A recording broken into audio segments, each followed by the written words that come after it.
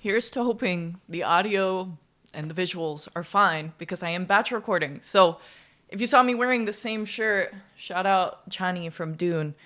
Um, that's because I'm batch recording, but we're not going to worry about that right now. What we're going to be talking about today is my deaf cat, Igor.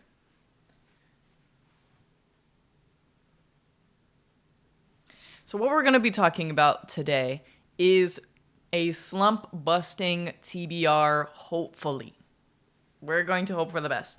So I have a couple different prompts here, and hopefully I will be able to give you somewhat of a description of these books as I am trying to go in blind. So maybe I will just tell you why I want to read these books and why I created these prompts. And I didn't create these prompts, why I put these prompts together. I feel like this is kind of like a combination of all the TBRs I've seen all around and TBR games, and I love watching TBR videos, and I feel like these are prompts that I thought of from previous videos I've liked that I went, hey, you know what? This would be a good idea for a TBR that will hopefully kill my reading slump.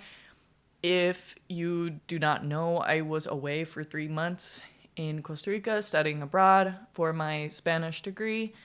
And so I wasn't reading at all during the time, except I did read one book actually, and that was for my class. So, and it was all in Spanish, and I think I'll be doing a review on that book in English. I want to do reviews in Spanish, but I'm really scared. So, that will have to be for another time. Okay, so here are the book prompts that we'll go ahead and get into. Buddy read, a book that one of my best friends loves, a book that my husband loves, a short book, a very popular short book, and it's because I have a specific book for that one, which is why I wanted to add that prompt and not just have a short book. And a new genre to me, which is basically all of them. Not really. I don't read a lot of general fiction, horror, science fiction. I basically have just been reading fantasy, so I feel like maybe if I do start branching into other genres, that I will begin to read more. Even if that is like reading more fantasy, just putting in a couple of other genres every now and again. Okay. Okay, guys. Ironically enough, I did forget the one prompt that kind of made me want to start this video, this kind of TBR challenge, if you want to call it a challenge, and that was a reread. And I have 3 books that I am considering rereading, and I have different reasons for all of them. Let's just do this really quick. Lies of Lamora, great book. If you haven't read it, I do recommend reading it unless you don't like darker things like torture, and there's quite a bit of cursing in this book, but it is about an orphan who is really, really good at stealing. And he meets a ragtag group of other people who are also thieves, and has a great mentor character who teaches him even more than what you would expect, I want to say, because it's a lot more than just stealing. And I will leave it at that. But I really want to reread this book because this is one of the books that really caught my attention and made me really, really excited about reading. And I loved the way it was written. I loved the style of we're going back and forth from the present and the past because it just felt like it kept me on the edge of my seat the whole time. Then we have Assassin's Apprentice. I want to reread this one because I was watching a video from another YouTuber, and they were doing a spoiler review of this book, and they were talking about things that happened within it, and I was like, oh my gosh, I don't remember that stuff that happened in this book, or I don't remember the character they're talking about because it's been so long since I've read this book. So, and I would like to continue the series. You can see I have them back there, and I want to go into it more fresh. And this is about a young kid who ends up being an assassin's apprentice, and he has a very tragic life. And it is less about being an assassin and more about the character study of the main boy that we follow, who's like 6 to 13 or 12 or 15 or something like that in this book, you see. I don't remember, but there's a lot of different things going on in this book, which I find really, really interesting, and I love the characters that are in this book, as well as animal companions. Then we have A Game of Thrones, which I probably don't need to explain. Epic fantasy. A lot of people know about it. I did really enjoy this book, and I do want to continue reading the rest of the series. I have tried going back and reading summaries of this book, and when I do that, it starts spoiling all the rest of the books, which makes me upset because I'm like, why are you doing this to me? I just want to know about this book, and that's it. Stop spoiling the rest of the series because I'm trying to refresh my memory so I can go into the next book, which is the reason why I want to reread this. And I did start the audiobook for this, but my husband did recommend that I do a spinner wheel so that I don't just pick all the books that I would be comfortable reading, that I actually have to read the books that are on this TBR. So I'm probably going to do a spin the wheel sort of situation for these books. And yeah, that's all. So the buddy read is The Blade Itself by Joe Abercrombie. This book I am reading with Jacob over at Talking Story. And we talked about this, I don't know, I feel like we talked about it sometime last year. We might have started talking about it at the book event for Christopher Rocchio for his last book in the Sun Eater series. I think it was around that time where he said something about, oh yeah, we both never read The Blade Itself, and we kind of felt like the last people on this corner of BookTube that haven't read it yet. And so that's a big reason why I want to read it. I haven't really read much grimdark. I read A Game of Thrones, and that's kind of it. I am hoping for great characters because that is what I always hear about when I hear about The Blade Itself. I do hear that it focuses a little bit more on the characters than it does on the plot, but that there is still a plot in this book. And I don't mind a slow story. I don't mind a slower moving plot. At least I don't think I do. But I do love hearing about character studies, and I feel like this would be amazing for a kind of first real grimdark, maybe I could call it, and just hearing about like a ragtag group of people. I mean, that just sounds great. That just sounds really fun. That just sounds like a really fun time. So that is what I'm expecting out of this book, is a fun time. Maybe a sad time. Maybe some sad emotional times, but a fun time nonetheless. And that is why I want to read this. And, you know, it is very popular. So that's obviously another reason why it's on the list, is because it's a well-known, pretty beloved book.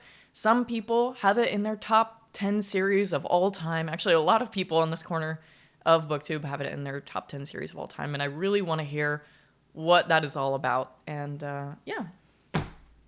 Next is the prompt of a book that my best friend loves, one of my best friends. And guys, she doesn't read fantasy, but she loves The Name of the Wind. Like, she doesn't, I don't want to say she doesn't read a lot, but she may not be as avid of a reader. And I, you know, me being me, I'm trying to get her into fantasy, and this is one of the books she decided to pick up, and she loves it so much that she's nervous to go into the second book and worried that she won't like it as much, or that she will love it and be waiting for the third book like everyone else. And I've heard lots of bad things and lots of good things about this book, but I wanted to put it on here because I want to have that shared experience with my best friend and be able to talk with her about this book that she really, really enjoys, because I feel like for a slump busting TBR, it's a great idea to go into books that you can have a conversation with people who are in your life. I feel like having a conversation online is very, very important and a very fun community to be a part of, but it's even better when the people who are closest to you have a book that they really love, that you want to love too, or at least be able to talk with them about it. And I believe this is epic fantasy. There's some school stuff in here. I guess he goes to a magic school. I hear the prose is really beautiful, which I think that might be a good thing for me because I do focus quite a bit on writing when I read. And so we'll see if the prose is too purple for me or not. I really don't know, because I feel like I haven't read enough fantasy to know if purple prose is or isn't for me. But yeah, I know probably a bit more about this book than that, but I always forget. Like, I'll watch videos and reviews and why you should read and all this kind of stuff. Not spoilery if I plan on reading the book.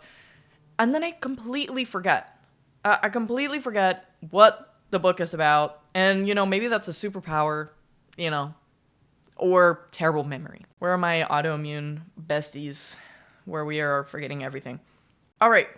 So I have 2 books for this prompt, and one of the books could fit another prompt, but we'll go with it. And it is a book that my husband loves, and I have 2 for this prompt. Now, the reason I picked 2 is because this one I'm scared of. I am scared of reading Between Two Fires by Christopher Buehlman. I'm also scared of reading The Eye of the World because I don't want to be let down. That's probably why. And also, it's huge, epic fantasy, multi-POV, all this kind of stuff. So let's go into Between Two Fires. I have heard that this is a historical horror fiction novel. And I thought it was fantasy at first until my husband told me a little bit more about it, and that it is based largely on biblical themes. And so we can't really call that fantasy. As Christians, that is history for us. So this is a historical horror. And I don't read historical fiction. I don't read horror. So that is very scary to me. And also, how are the biblical themes handled in this book is something else that I am interested to find out about and see, like, what's going on here. Like, am I going to like it? I don't know. So, but he said that this book, like, fundamentally changed something within him, that it was that impactful to him. So I'm like, oh, I want to read that.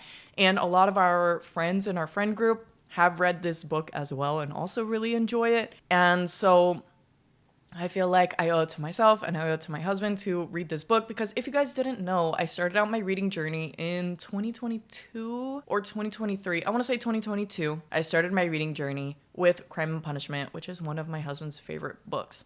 I did not like that book as much as he did. I think it was like a 3.25 or something like that, or a 3.5. I don't know. I wasn't at the point in my reading journey to read such a big book like that, but it did get me into reading. I was like, oh, well, you know what? I still enjoyed reading. Let me start reading things that I think I might enjoy, and read The Hobbit, and then The Lord of the Rings, and then Fahrenheit 451, and, just kind of tumbled from there, Percy Jackson, stuff like that. So, I'm intimidated.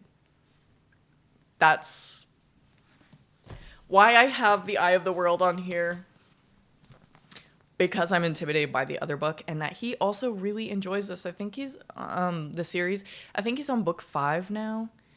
And he doesn't read a lot of fantasy, but he loves fantasy, like D&D, some of the Warhammer books. I know that's sci-fi, but I feel like it's sci-fantasy. But yeah, fantasy and sci-fi he really enjoys, but he doesn't read a whole lot of fantasy books, and I'm not quite sure why, but I do know that this series did really start standing out to him, and he did start really enjoying it. I think he's taking his time with it because he has heard that the story kind of slows down and picks back up, and he's a busy guy, so completely understandable that he wants to take his time and may not want to read a really slow-paced book. But some of these books so far that he's read, he's really, really enjoyed, and I want to share that experience with him and some of our friends that have also read this book. I want to share the experience with all the people on BookTube who have read this book, and it's in a lot of people's top 10 series as well. Some people it's in their top 3 and top 1 or number 1. So there's a lot of excitement around the series for me and why I want to pick it up. And all I know about the first book is that it's epic fantasy and that it kind of has a lot of inspirations or maybe even derivative of Lord of the Rings, but that it really grows into its own story, starting with book 2. And some of those books, sorry, I'm not like being super specific because I don't remember, but some of them he like blew through, like read in like less than a week. And, that's impressive for me. Okay, so for short book, I have 2 books on here. And I really don't know which one I want to do. So, The Last Unicorn by Peter S. Beagle. It is one of those books that's just been around a long time. I do believe it's also a beloved book, a popular book, but I don't really hear very much about it. I heard one YouTuber not too long ago talking about it and that he really enjoyed it. And when I read the back of this, I felt like it was going to be more of a deep story than what I expected just by looking at some of the covers, which I know, but I did a whole judging books by their original covers video. But looking at the covers and then reading the back of the book and thinking, you know what, I might be in for an emotional ride. This might give me more than what I'm expecting out of a shorter book. It might be very thematic, which I am excited for. I feel like that would be really good for me. And I have been battling with like mental health and OCD and things like that. And I feel like I'm closely getting ready to read books that are more emotional, that tackle more themes that are heavier. And obviously it seems like it's a very fantastical book with all of those things combined. So I think that just sounds great. That sounds great. So I don't know very much about it, but yeah. And maybe if it's good, I can recommend it to my mom, because my mom grew up loving unicorns and horses and stuff like that. So, and my sister, she also loves horses. So if I really enjoy it and it's a shorter book, I think it would be nice to recommend to people if I like it. Then we have Discovery by J.A.J. Minton. And this book could also fit the popular book. I think all three of these short books that I'm going to talk about could fit the popular short book. But this is also a non-traditionally published book. It's an indie book by Talking Story. I've never read cosmic horror. I've never read horror. And I think this is like a cosmic fantastical horror. I've heard how much they are passionate about this book, and a lot of people have really clung on to it and really liked it. And I don't know very much other than that. They have a really cool trailer that I might try to see if I can put down in the description so you guys can see it. But the trailer really got me to pre-order the Kindle version, which is crazy that I pre-ordered it and still haven't read it. That's on me, honestly. But yeah, so those are the two books for the short book. And then I have a popular short book one, which is going to be Red Rising. Now, if you have been on the channel, I believe I've mentioned it a couple times. I mentioned to a couple people that Red Rising, I started on audiobook, and I think I got to chapter 12 and soft DNF'd it. It's not fully a DNF, obviously. It's on this slump busting TBR. But a lot of people really love the series, and they do say Red Rising is the worst book out of the series, but that it's still good. And people say the same thing about Malice and the Faithful and the Fallen series. And I'm 3 books in, like 2.5 books in to the Faithful and the Fallen, and absolutely loving it, and absolutely love Malice. So when someone says it's the worst book in a series, I do take that with a grain of salt, because usually they're like, oh, this is the worst book in the series, but it's also a great book, and I usually do trust that. Now, the only thing is, when I started reading it, a lot of the stuff was very, very predictable, the things that were happening in the plot towards the beginning. And I didn't really like that, because I was like, I knew what was going to happen. Are we supposed to not be expecting this? Or are we supposed to be expecting this and, we're just going along? Like, I don't know, because I feel like going into it like that, I didn't want the whole book to be like, oh, yep, I knew that was going to happen. I knew that was going to happen. I knew that was going to happen. And that's what I was worried about. But very beloved sci-fi series. A lot of people really, really love the characters, and they love where the story goes. I hear some bad things and good things about like book 6 or book 4, whichever book it is. I don't know, but that stuff. Yeah, I don't have a lot of great reasons I feel like to read this. I mean, I do, but I want to give it a chance. I'm going to give it a proper chance. That's why I put it on here, and I feel like because it's a shorter book, it might help me get out of the slump and help me join in on some conversation. Now, the last one is a new genre to me, or at least a genre that I don't read very much in. And so I have 3 books for this prompt. One of these books could go into book that one of my best friends loves, because one of my other best friends, she loves Killers of the Flower Moon, which is a book that I always forget what is on the back of the book, but I know that this is, I want to say it's a historical fiction, which has to do with the Osage investigation. And so it has to do with that conspiracy in American history, or it says they infiltrated infiltrated this last remnant of the Wild West, and together with the Osage began to expose one of the most chilling conspiracies in American history. And I would love for that to be super gripping and wonderful for me, but I just haven't been super into historical fiction. Like, none of them have really grabbed me and gone, oh yeah, that would be really good to read. I don't know, but, you know, one of my besties loves this. My husband recommended for me to read it, you know, definitely to get out of my comfort zone and offer me something different, perspectives that may be important, you know, so that's the main reason why I want to pick this up, is because of her and because it is getting out of my comfort zone, like my husband said. Next, I don't think this is going to help me with a slump, so maybe it shouldn't be on here, but it is something that I do want to read, and that's Dracula by Bram Stoker. And I just know it's a horror book that includes vampires and that it's a classic. And so, will a classic get me out of my slump? I don't know, but a classic is what I started out my reading journey with, so you never know. And, you know, reading something horrific may help. I don't know. But yeah, I don't have a lot to say about this, so we're gonna put that over there. Now, the next book is The Backyard Bird Chronicles by Amy Tan, and I love birds. I have multiple bird tattoos for different reasons, and I feel like this would be a really fun time. There's all sorts of bird sketches and stuff like this, and like, I think that this is part real life, part fiction. And it just sounds like, what does it say?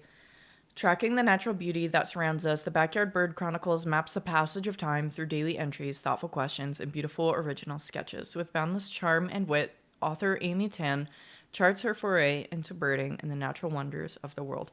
That sounds wonderful. And I feel like while I was in Costa Rica, I definitely felt very close with the Lord and very close with nature, and that, you know, I always felt very close to God when I was close to nature. And I feel like maybe reading something like this would help me kind of slow down and appreciate the small things like I did over there, and that I want to continue to do in my daily life. And so I feel like this might just bring that little bit of joy, you know, that little spark of happiness, and teach me a thing or two about birds, because I would love to know more about birds, their sounds, everything.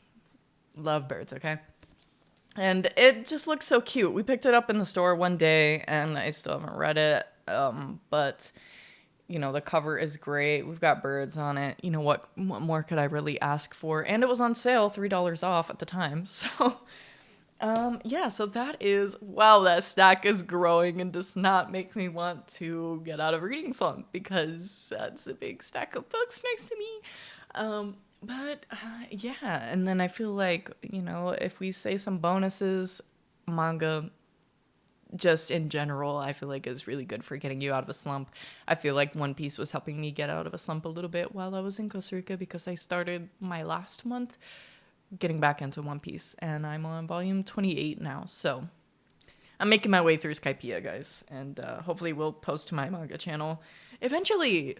But I do have a kind of really busy schedule coming up next month, so we will see how everything goes. Well, I say next month, June, depending on when I post this. June is the month I'm going to be super busy, so we will see. Now, with all that being said, let me know if you were going to take into any of these prompts or all of the prompts into your next couple reading months. I feel like this is going to be a couple of months for me, probably a June and July, maybe even August sort of TBR for me. Maybe I can get through all the books, because that would be the goal, is to get through all the books. Not get through all the books, but like enjoy all the books and really enjoy reading again, and not feel like, oh my gosh, well, I have to read because I want to get these stories in, and I want to be able to talk to people about it. You know, I just want to be able to push past some of the mental blocks that I've been having, and I'm really hoping that some of these books can do that for me. So let me know if any of these books are on your TBR, if you've read any of these books, if you have any other recommendations for me. I am all ears for any of that stuff. And yeah, let me know what you guys are reading, what you guys are up to. And yeah, that's all for me. God bless.